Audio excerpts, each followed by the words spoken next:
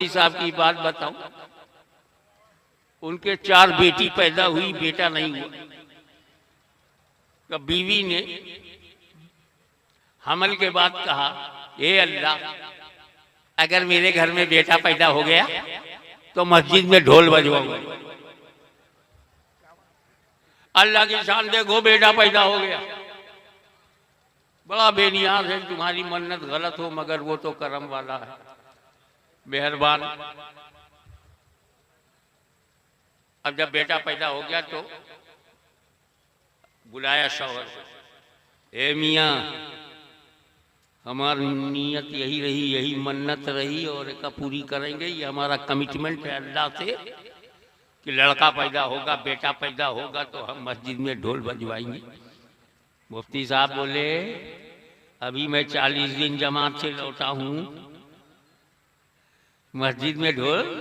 अरे ढोल बजाना हराम है, अल्लाह के घर में कैसे बजाऊंगा? कहे मौलवी, तू चाहे जिस जमात का अमीर हो, तुझे ढोल बजाना होगा। अगर मेरा बच्चे को कुछ गड़बड़ हो गया ना, तेरी गर्दन दबा दूंगी।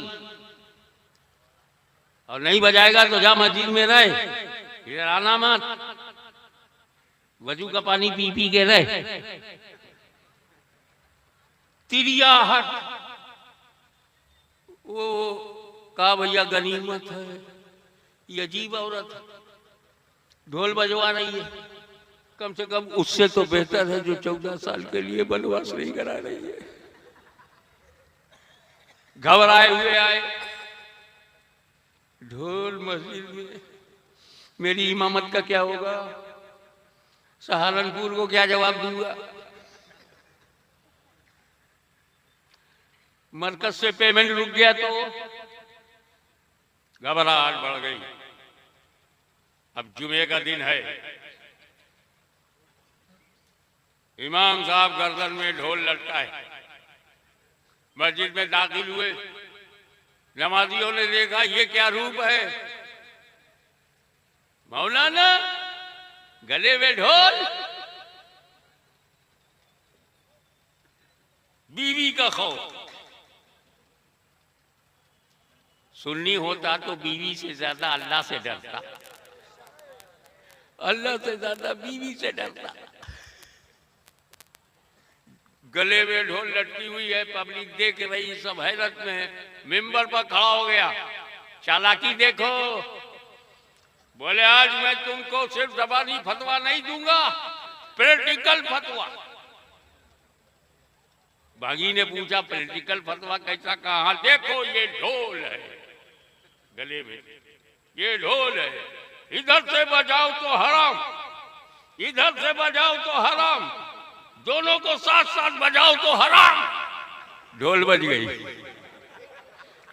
मन्नत उतर गई। गले से उतार के कहा, ये शैतान का डब्बा है, इसे तोड़ दो। सारे नमाजी खुश हुए कि आज प्रैक्टिकल फतवा लिया है।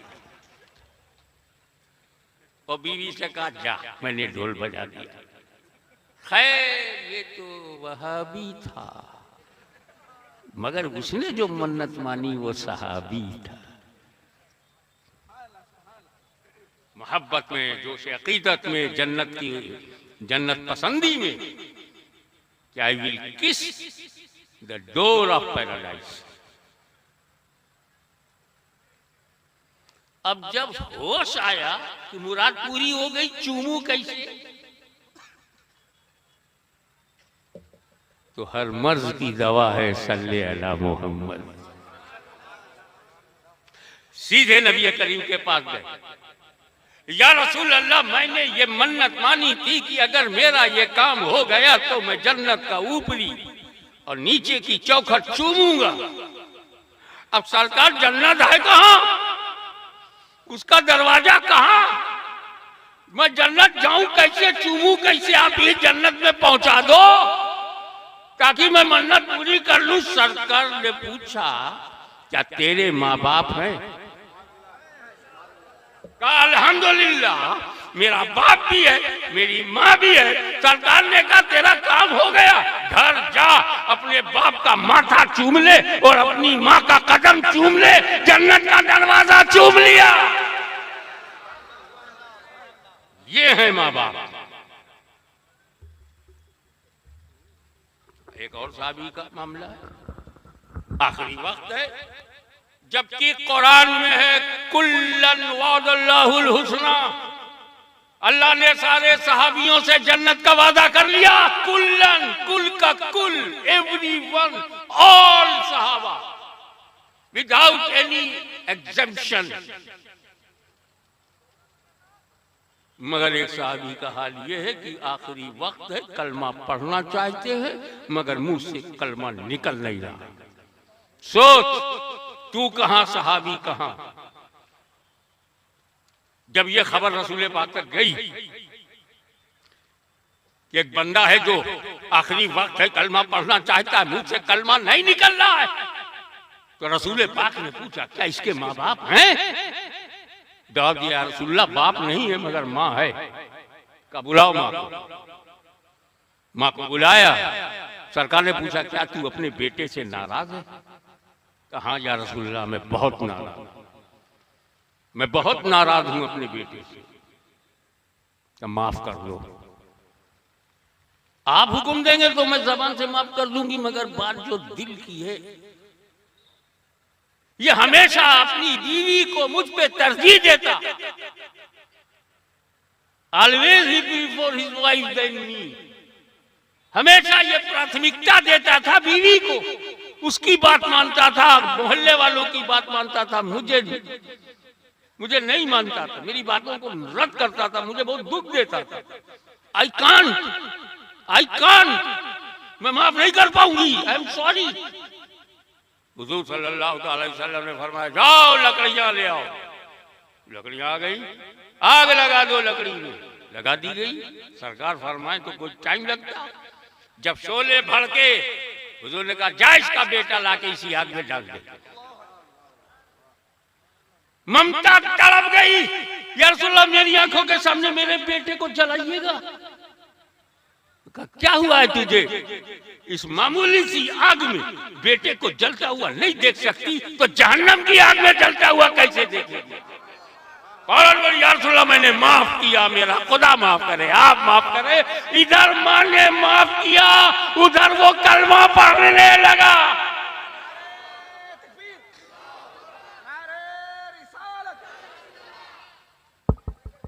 हल्के में मत लेना माँ बाप को। आज दुनिया में हम जो हैं, हजरत मन्नानी मियां साहब जो हैं, खतीबे दक्कन जो हैं, शहजादे शोएबुल औलिया जो भी हैं, ये तो अपने माँ बाप की वजह से पैदा हुए, तब ये हुए वो हुए। कोई मुहद्दिस आजम हुआ, कोई मुजद्दिद आजम हुआ, कोई मुफ्ती आजम हुआ, कोई फकीह आजम हुआ, लेकिन ये माँ बाप के पैदा होने के बाद कोई इंजीनियर बना, कोई डॉक्टर बना, कोई किसान बना, कोई कारोबारी बना, कोई बिजनेसमैन बना, कोई एमएलए बना, कोई एमपी बना, कोई प्रमुख बना, कोई प्रधान बना। अरे कब बने? जब पैदा हुए। तो बीवी से नहीं पैदा हुए हो, माँ बाप से पैदा हुए हो। तो बीवियां तो दर्जनों मिलेंगी, अम्मा नहीं मिलेगी। नारे तकबीर, नारे रिसालत, हुजूर हाज़िर मिल्लत, अज़मत वालिदैन कॉन्फ्रेंस।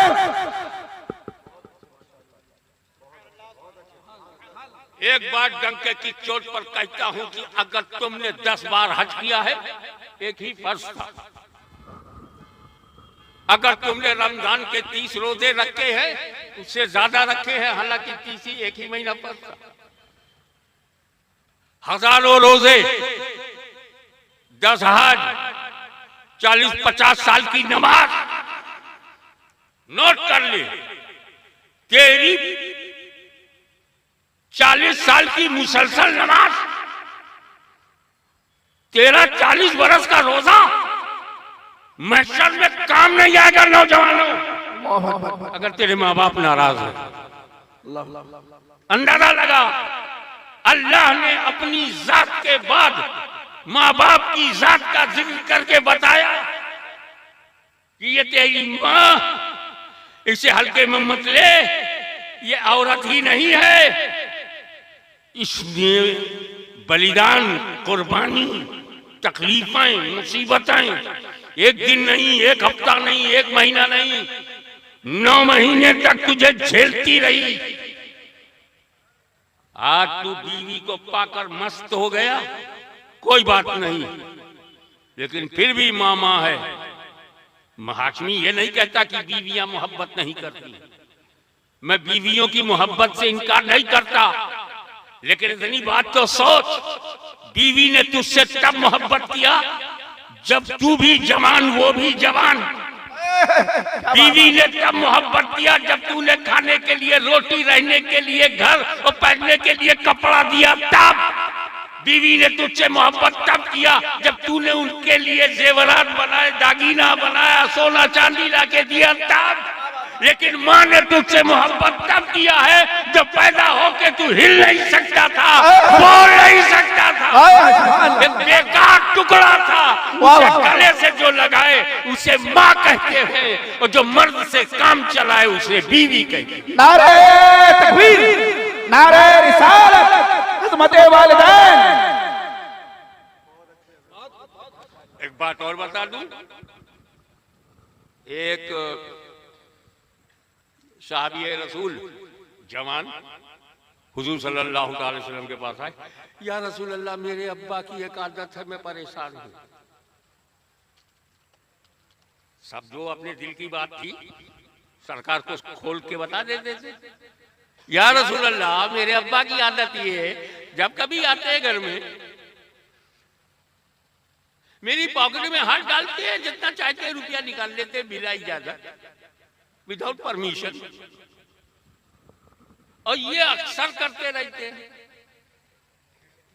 वो कहते हैं ना, मैं फेड अप हो गया, और जो बंबई से कनेक्टेड है उन्हें मालूम होगा मैं कंटाल गया।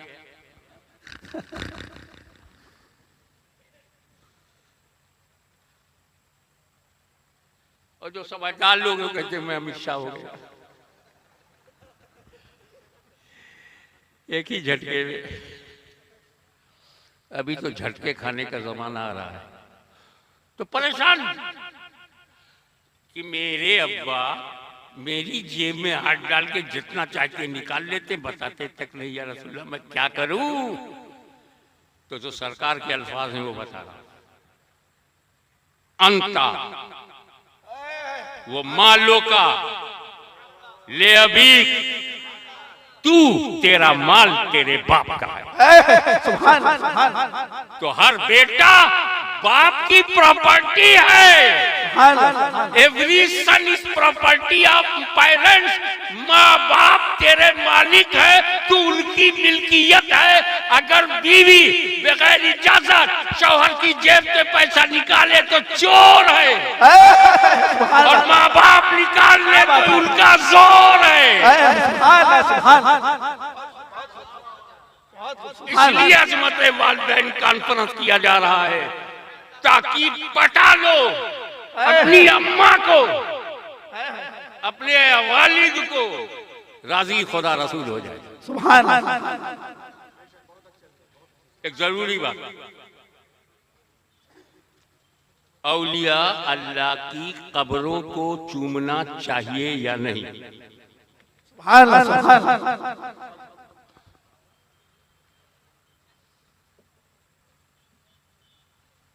ज्यादातर फुक़हा का इरशाद गिरामी, जिसमें हमारे इमाम अहले सुन्नत भी शामिल है, इमाम अहमद रज़ा, सुभान अल्लाह, हदीस बरेलवी भी इसमें शामिल हैं। 4 फीट 5 फीट दूर खड़े रहो, हाथ बांधे रहो, अदब से रहो, अपना होंठ देखो, काका होठवा से गुजरा, वही लायक है कि अताए रसूल को चूमे? वो इस लायक है कि आले रसूल को चूमे? अपनी स्थिति, अपनी हालत को देख तो बोले अदबन, नहीं चूमना। एक बीच का रास्ता मैंने निकाला कि कबर ना चूमो, गिलाफ उठा के गिलाफ चूम लो, कबर दौड़ी है। सुभान अल्लाह, सुभान अल्लाह। अगर भड़ास निकालना ही है, जी में आता है लिपट जाऊं मज़ारे पाक से, क्या करूं है मेरे अरमानों की कातिल एहतियात। एहतियात की वजह से मैं मज़ार से दूर खड़ा होता हूं। तो गौसे आदम की मज़ार चूमने पर इख्तिलाफ है। अक्सर फुक़हा कहते हैं नहीं चूमना चाहिए, बाद फुक़हा कहते हैं चूम सकते हो। क्लियर कट बात है, मगर मेजॉरिटी ऑफ दी फुक़हा अदब सिखाती है। इख्तिलाफ है चूमे की ना चूमे। जिन लोगों ने शिद्दत से कहा है कि अदब करो, अदब, चूमना मत, किसको? गौसे आजम को, गरीब नवाज को, महबूब इलाही को, सैयद सालार मसूद गाजी को, मखदूम समनानी को ना चूमो। लेकिन वही मुफक़हा, वही मुफ्ती, जब माँ बाप की बात आई कहा माँ बाप की कब्र चूमो। कंपेयर करो, अंदाजा लगाओ तेरे लिए तेरे माँ बाप कहाँ हैं। बगदाद का गौसे आजम आला तरीन है, अजमेर का गरीब नवाज आला तरीन है, बहराइच का सैयद सालार आला तरीन है। लेकिन खबर के चूमने में एहतियात की बात की जाती है। जब माँ की बात आती है तो कहा जाता है माँ की कच्ची कब्र भी हो तो चूमो। अंदाजा लगाओ तेरी माँ का दर्जा क्या है, अंदाजा लगा कि माँ का मकाम क्या है, माँ बाप की अजमत क्या है।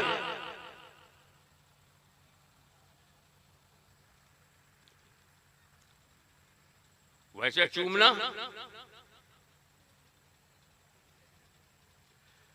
कुछ भी हो, शिर्क नहीं हो। बहुत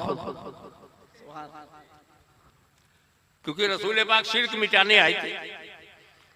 शॉर्टेस्ट पॉसिबल वे से मैं आपको बताऊं कि 360 पत्थर जब बाहर निकाले गए तो अलबे ख्याल में मैंने सोचा सरकारी हजर असवद भी पुराना पत्थर है। अबू लहब जैसे लोगों ने इसे चूमा नहीं, चाट लिया। अथवा शहबाज चाटते थे, अबू लहब चाटता था, अबू जहल चाटता था, उसका थुक लगा है। सरकार जब सारे पत्थर बाहर निकल रहे हैं, हजर असवद को भी बदल दीजिए और अब जिब्रील अमीन नाम है तो जन्नत से कोई नया पत्थर मंगवा करके लगा दीजिए।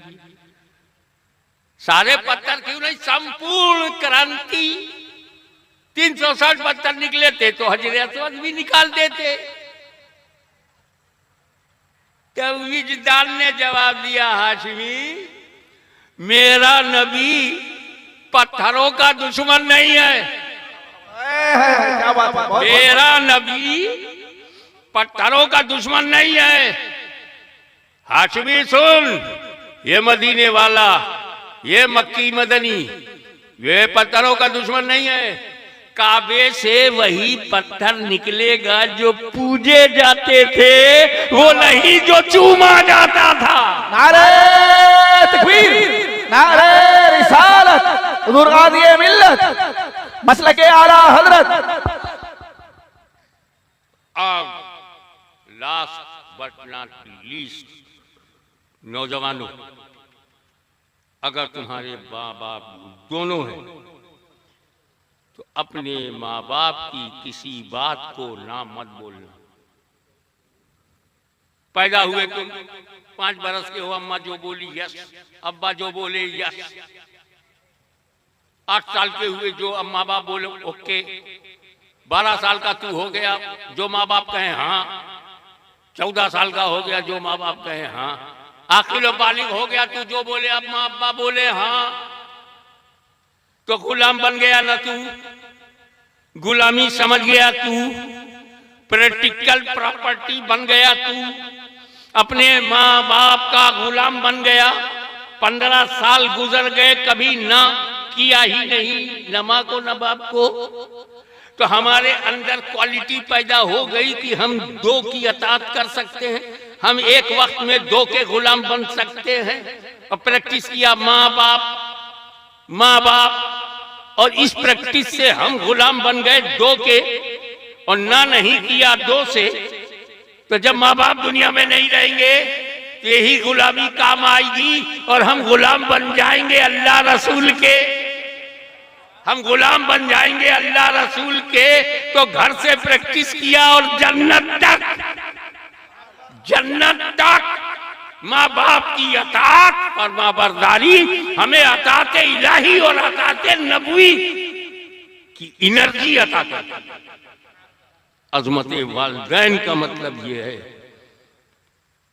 कि तुम अपने अस्तित्व को, अपने वजूद को जितना कीमती समझते हो, ये सब ये तुम्हारे जिस्म में किडनी है, लीवर है, दिल है, दिमाग है,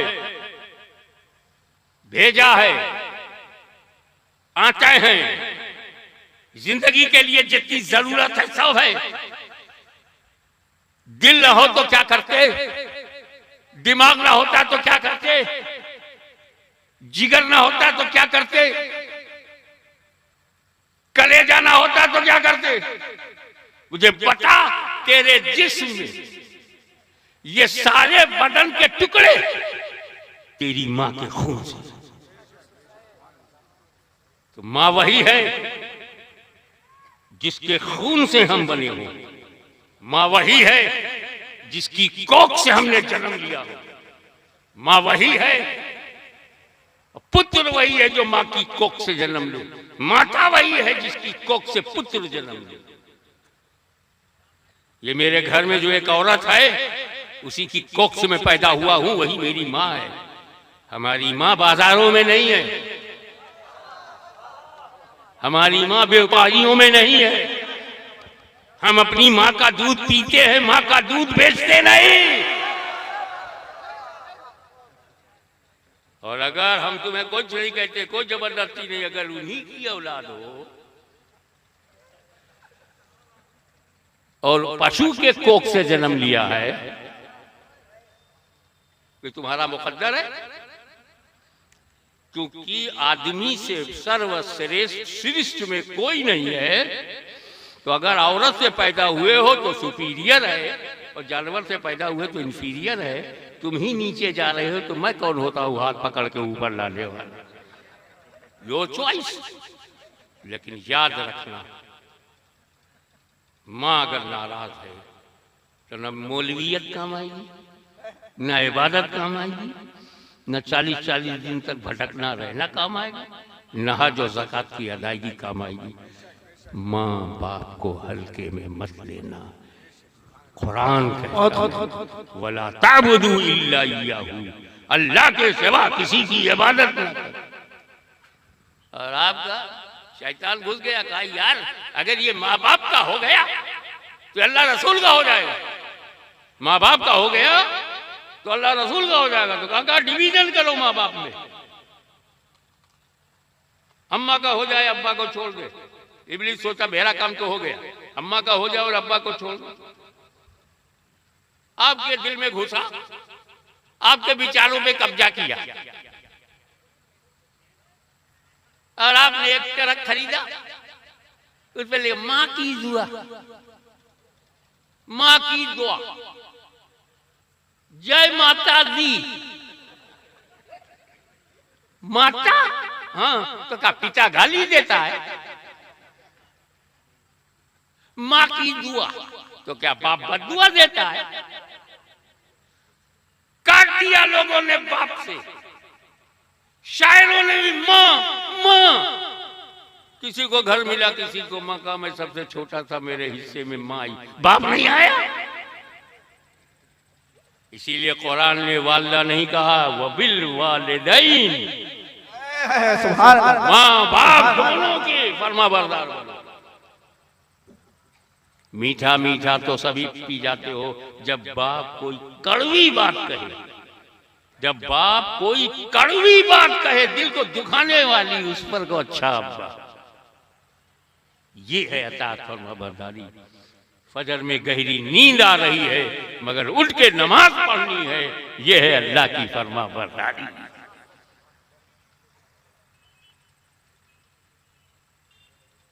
हालांकि अगर पॉलिटिकल लाइफ में देखो तो पता चल जाएगा कि माँ का हक ज्यादा है, माँ का हक ज्यादा है, बाप की शान ज्यादा। सुभान अल्लाह। माँ का हक ज्यादा है तो बाप की शान ज्यादा है।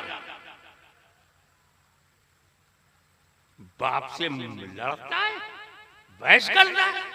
अरे जब तू 1 साल का था तो तेरे दूध के लिए तेरे बाप ने धूप में मेहनत की। जो खेतों में पसीना बहाता रहा वो तेरा बाप।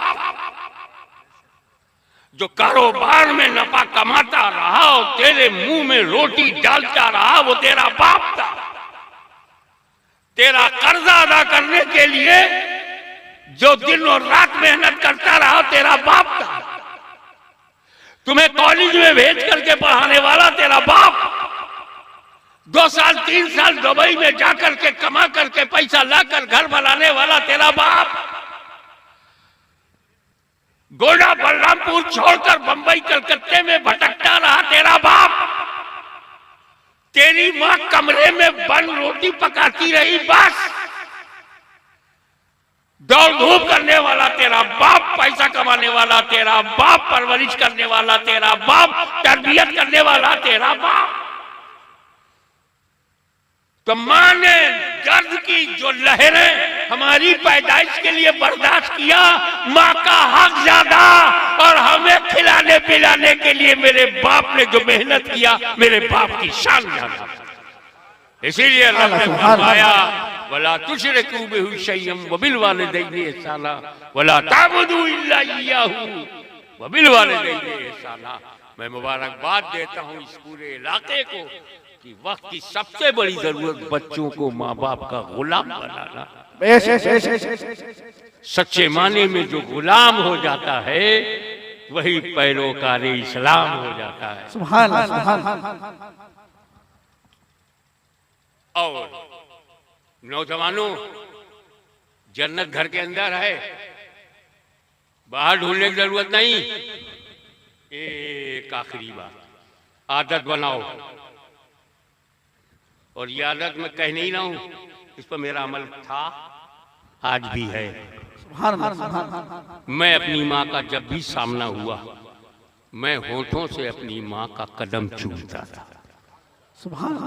बीवी भी देख रही है कि मेरा शौहर मेरी सास का कदम चूम रही है।